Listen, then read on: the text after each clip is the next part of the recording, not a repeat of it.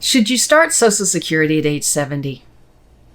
That's a question I'm asked all the time, and it's a good question because once you turn Social Security on, you don't have a lot of room for making changes. And so you want to know that you're making the right decision for your situation.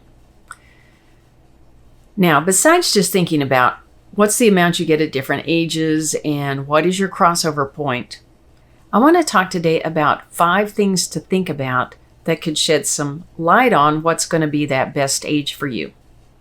Reason number 1 is tax planning.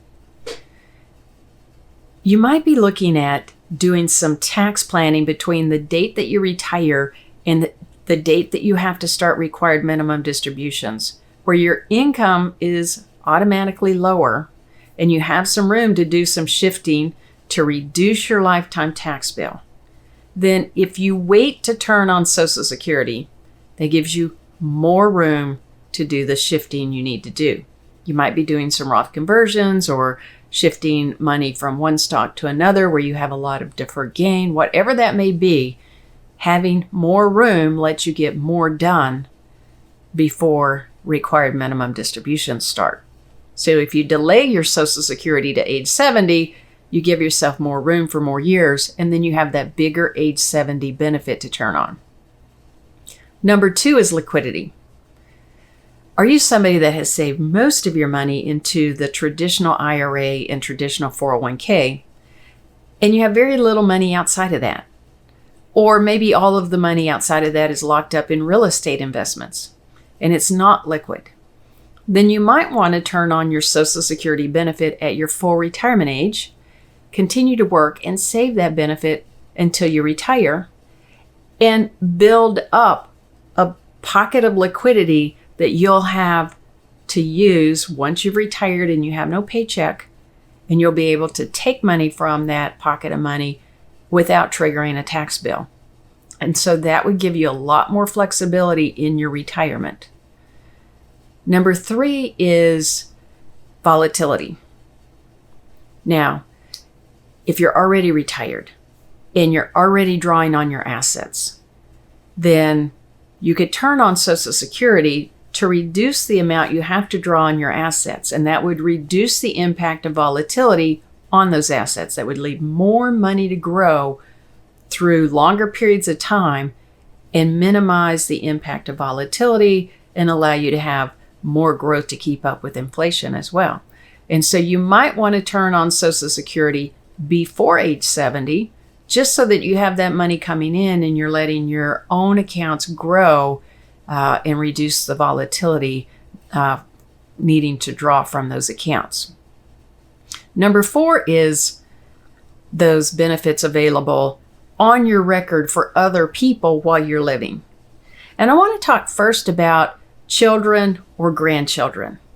If you have a disabled child, or you have adopted a grandchild, or maybe you're raising a grandchild and you could adopt that grandchild, then by turning on your benefit, that disabled child or underage child or underage grandchild that you've adopted could receive a benefit on your record.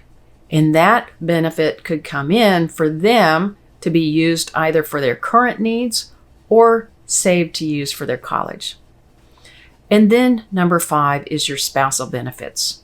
Your spouse has the ability to get half of your benefit if that's more than their own, but they can't get that until you turn yours on. That could play into whether you start at full retirement age or you wait to age 70. It's important to know that if you wait to age 70, their benefit is still half of your full retirement age amount. It does not have any of those those increases for delayed retirement credits added to the spousal benefit. Conversely, the survivor benefit when you pass away is going to be whatever you are receiving, 100% of your benefit when you pass away, if that's more than your spouse's benefit at that time. So these two play off of each other. You can start your full retirement age benefit and allow your spouse to start collecting a spousal benefit. They would get a survivor benefit equal to your full retirement age benefit plus any cost of living adjustments. Or you could wait to age 70 Your spouse can't get a spousal benefit until you turn it on. But if you pass away, then they would get that age 70 benefit as their survivor benefit, plus any cost of living adjustments. So you've got to look at your own situation. As a couple, what is going to be best for you two together? Should you start your benefit at full retirement age, or should you wait to 70? And how does that impact both of you while you're living and while one or the other of you is deceased? And so you'll want to run some numbers on that, do some stress testing, look at the balances in your accounts as well as the amount of Social Security that you're getting, consider your tax situation, and look at whether any benefits are available to anybody else, and then make a decision as to when Social Security should be turned on in your own situation. And so I want to thank you for listening. It is my goal to share information with you that will help you be on your best path in your retirement. Please feel free to reach out and send me an email if there's any question that I might be able to answer.